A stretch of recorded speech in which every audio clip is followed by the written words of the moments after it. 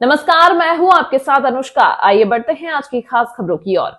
आजकल cyber crime तेजी से बढ़ता जा रहा है, जिसमें हर वर्ग के लोग आसानी से शिकार बन जाते हैं। फिर चाहे वह अमीर हो या गरीब हो, बच्चा हो या बुजुर्ग, जिसको लेकर शासन प्रशासन द्वारा जागरूकता को लेकर कई माध्यम से लोगों को जानकारी दी जाती है। लेकिन फिर भी हम कहीं ना कहीं कोई ना कोई गलती कर बैठते हैं। उसी को लेकर अग्रबंधु सोशल ग्रुप उज्जैन द्वारा साइबर सिक्योरिटी जागरूकता कार्यक्रम का आयोजन सभी समाजजनों एवं व्यापारी वर्ग के लिए आयोजित किया गया, जिसमें उज्जैन साइबर क्राइम टीम ने बारीकी से साइबर क्राइम को रोकने के लिए कर जानकारी दी। कार्यक्रम में मुख्य अतिथि के रूप में निगम सभापति कलावती यादव, उज्जैन उत्तर विधायक अनिल जैन, कालू हेड़ा, जिला पुलिस अधीक्षक प्रदीप शर्मा, भाजपा नगर अध्यक्ष संजय अग्रवाल पंचायत न्यास अध्यक्ष निमेश अग्रवाल ने उपस्थित होकर आयोजनकर्ता को एक अच्छे कार्यक्रम के लिए शुभकामनाएं दी और साइबर क्राइम से बचने के अपनी ओर से उपाय बताए। कार्यक्रम में साइबर क्राइम की टीम को एसआई पूजा मुवल व एएसआई हरेंद्र सिंह राठौर ने सभी साइबर क्राइम से बचने के लिए कई महत्वपूर्ण जानकारी आदि और सावधानी रखने की सलाह दी। कार्यक्रम में मुख्य रूप से वरिष्ठ समाज सेवी अग्रवाल पंचायत न्यास पूर्व अध्यक्ष भगवान दास एरन,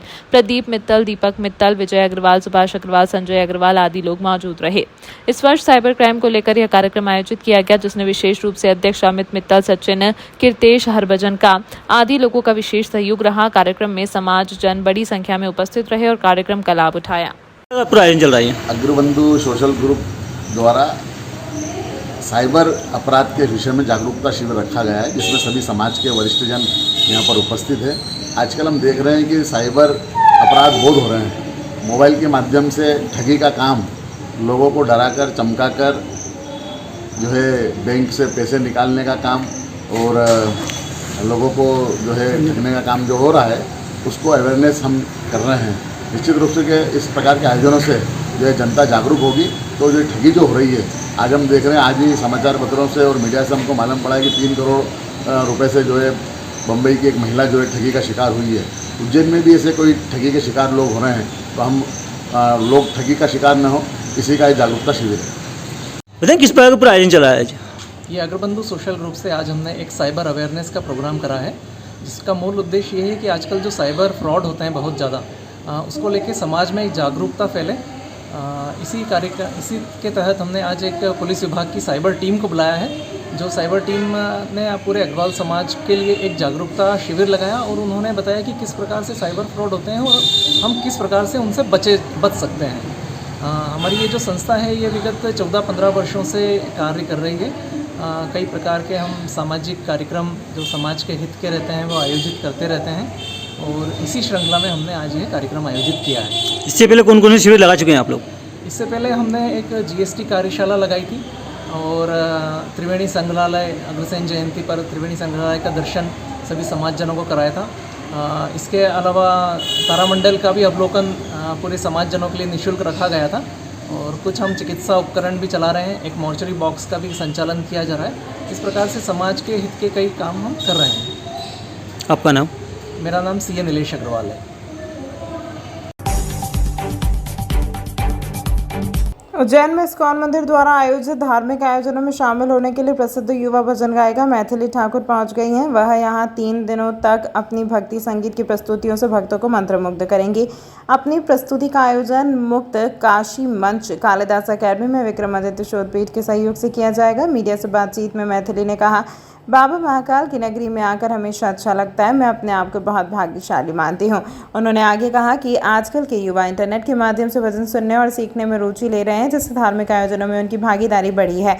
उत्तर प्रदेश में कथावाचकों के बीच चल रहे विवाद पर टिप्पणी करते हुए उन्होंने कहा, भगवान को स्मरण करने का अधिकार सभी को है, जो दर्शाता है कि भक्ति का मार्ग सभी के लिए खुला है। मैथिली ठाकुर का यह दौरा न केवल युवा पीढ़ी को भक्ति संगीत से जोड़ने का एक प्रयास है, बल्कि धार्मिक जागरूकता को भी बढ़ावा देने का एक माध्यम है। आज बहुत ही खास मौके पर ये कार्यक्रम का आयोजन हुआ है और आप सभी जाते हैं जगन्नाथ यात्रा निकलते वक्त, और उसी के उत्सव में आज उज्जैन में ये जो कार्यक्रम है महाराजा विक्रमादित्य शोधपीठ मध्य प्रदेश सरकार द्वारा जो आयोजित किया गया, जिसमें मुझे आमंत्रित किया गया और मुझे बहुत अच्छा लगा आज आप सभी उज्जैन वासियों के बीच में अपने गीतों को प्रस्तुत करके। उज्जैन हमेशा आके बहुत अच्छा लगता है, महाकाल की नगरी में आके हमेशा ही अच्छा लगता है और बहुत ही भाग्यशाली हूँ जो मुझे बार बार यहाँ के लोगों के बीच आने का अवसर मिल रहा है, यहाँ की धरती पर आने का अवसर मिल रहा है। आजकल की जो युवा पीढ़ी है वो धर्म शास्त्र और इसकी तरफ कम ध्यान दे रही है, सोशल मीडिया पर ज़्यादा ध्यान देती है। तो आप क्या कहेंगे, क्योंकि आप एक बड़े आपके फॉलोअर्स हैं और चूँकि आप एक धार्मिक उससे जुड़ी हुई हैं, तो क्या आप संदेश हैं खासकर लड़कियों को जो सोशल मीडिया पर रील्स बनाती हैं उनको लेकर? धीरे धीरे समय बदल रहा है। एक टाइम था जहाँ पे बिल्कुल ही हमारे यूथ अलग हो गए थे हमारे संस्कृति या ट्रेडिशन से, लेकिन जैसे जैसे आप देखेंगे आज के समय में वापस लोग अपने जड़ों को पहचान रहे हैं, उसकी तरफ झुक रहे हैं, और ये बहुत ही बड़ा चेंज है जो बहुत धीरे धीरे अभी हम लोग नोटिस कर सकते हैं। आने वाले समय में और यूथ जो है हमारे धर्म से जुड़ते रहेंगे, और जानकारी आप सभी लोगों के बीच में हम भी अपने माध्यम से देते रहते हैं। हम लोग जो गाते हैं, जो भक्ति संगीत गाते हैं या फिर जो भी लोकगीत गाते हैं, उसके माध्यम से भी हम लोग भी कोशिश करते हैं कि थोड़ा ना थोड़ा कंट्रीब्यूट करते रहें। लड़कियों में आजकल परिवर्तन आ गया है, जो शादीशुदा महिलाएं हैं वो अपने पतियों को मारती हैं। क्या समाज कहाँ दिशा में जा रहा है? ये सवाल बहुत ही पेचीदा है, इसके ऊपर मैं भी कुछ कह नहीं पाऊंगी, क्योंकि रोज़ ही आए ना दिन कभी ये जेंडर दूसरे जेंडर को मारा, कभी दूसरा जेंडर इस जेंडर को मारा, मतलब बहुत ही दोनों तरफ से बहुत ही मारकाट चल रही है। तभी ये तो इस दिन पर ऐसी बात करना मुझे नहीं लगता ठीक है। उज्जैन विकास प्राधिकरण ने हितग्राहियों के लिए बनाई गई महत्वपूर्ण योजनाएं अंतर्गत नानाखेड़ा C21 मॉल के समीप विकास प्राधिकरण ने नया शॉपिंग कॉम्प्लेक्स बनाया है। आवासीय एवं सह व्यावसायिक परिसर शहरवासियों के लिए एक बड़ी सौगात के रूप में तैयार किया गया है। इसके साथ ही शिप्रा विहार में 56 दुकान और होटल हब का प्रोजेक्ट भी UDA द्वारा लाया जा रहा है। संभवतः 12 जुलाई को मुख्यमंत्री डॉक्टर यादव उज्जैन आएंगे और विकास प्राधिकरण की योजनाओं गतिविधियों के माध्यम से जो प्रोजेक्ट्स लाए जा रहे हैं उनमें कुछ भूमि पूजन और कुछ लोकार्पण के कार्यक्रम में शिप्रा विहार वाणिज्यिक परिसर का निर्माण इंदौर रोड और देवास रोड के बीच MR11 रोड पर किया गया है। परिसर के चारों ओर 45, 30 और 24 मीटर चौड़ी सड़कों का निर्माण मास्टर प्लान के अनुरूप किया गया है। यह underground sewerage network, storm water drain, जल प्रदाय लाइनें, अंडरग्राउंड विद्युत व्यवस्था, चौड़ी सड़कें, डिवाइडर, फुटपाथ और स्ट्रीट लाइटिंग आदि सुविधाएं हैं। लागत 35 करोड़ है। यहां पर शहरवासियों को 56 दुकान और होटल हब की सौगात मिलेगी। हालांकि स्थान डेवलप करके विकास प्राधिकरण बेच रहा है, प्रोजेक्ट खरीदार को बनाने होंगे। इनमें 25 भूखंड 12,000 से लेकर 40,000 तक वर्ग फीट के उपलब्ध कराएगा। होटल एवं व्यावसायिक उपयोग के लिए 76 भूखंड 800 से 1200 वर्ग फीट देगा। इनके बीच में बड़े बड़े चौड़े रोड भी मिलेंगे। भूतल पर 9 प्रमुख व्यावसायिक दुकानें, प्रथम तल पर 11 दुकानें और द्वितीय से 7वें तल पर 3 BHK के 29 फ्लैटें, स्पीड लिफ्ट, 2 लोअर बेसमेंट में लगभग 80 कार पार्किंग है। इसकी लागत 50 करोड़ है। इसका भी लोकार्पण मुख्यमंत्री डॉक्टर मोहन यादव करेंगे। विकास प्राधिकरण के CEO संदीप सोनी ने बताया कि विक्रमनगर क्षेत्र में TDS 3, 4, 5, 6 लाई जा रही है। यह एक आवासीय योजना रहेगी। उदयन मार्ग के आगे इस योजना का भूमि पूजन मध्य प्रदेश के मुख्यमंत्री डॉक्टर मोहन यादव द्वारा किया जाएगा। हमारे कई कार्य जो हैं वो पूर्ण हो चुके हैं और कई कार्यों का भूमि पूजन हो रहा है। कल इसी के क्रम में UDA के जो प्रोजेक्ट्स हैं उसका भ्रमण किया गया और जायजा लिया गया।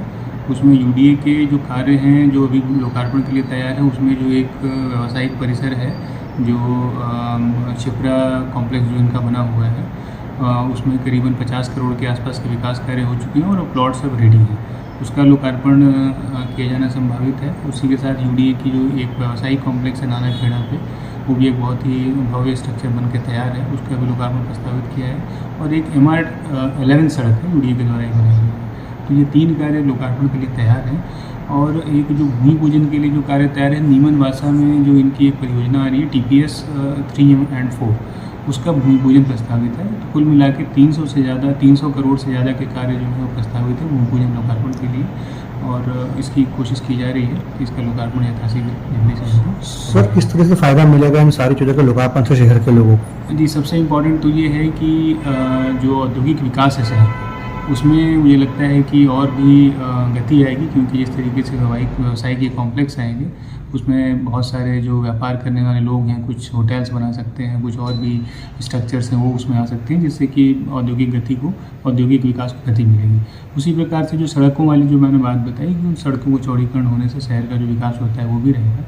और जो TPS 3 and 4 है, उससे भी जो शहर का ये वाला एरिया है उसको भी काफ़ी उसमें गति आ जाएगी और नए नए प्रोजेक्ट उसमें भी आएंगे। तो मुझे लगता है कि एक जो सुनियोजित विकास है उसकी इन प्रोजेक्ट से उन सभी को गति मिलेगी। इस अंक में फिलहाल इतना ही। अगले अंक में आपसे फिर होगी मुलाकात। तब तक के लिए नमस्कार।